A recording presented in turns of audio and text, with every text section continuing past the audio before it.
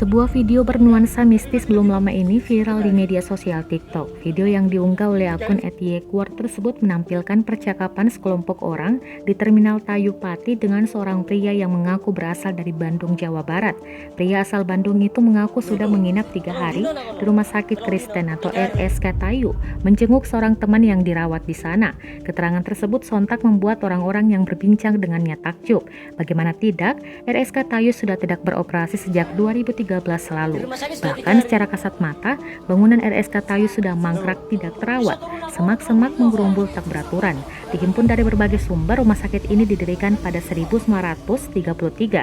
Sebelum berbentuk rumah sakit, RSK Tayu merupakan poliklinik untuk umat Kristen yang dirintis sejak 1894. Mangkraknya RSK Tayu dimulai saat terjadinya konflik internal pada 2013 lalu.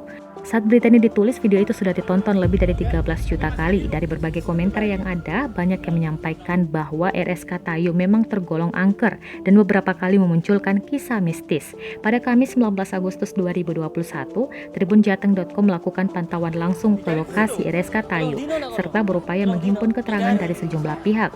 Secara umum, bangunan RSK Tayu tampak sangat terbengkelai. Dinding-dindingnya yang tercat putih biru banyak dihiasi noda. Selain itu, ada pula mural di beberapa bagian. Rumput dan semak-semak di area terbuka tumbuh dan tak teratur, merambat sampai lantai koridor rumah sakit.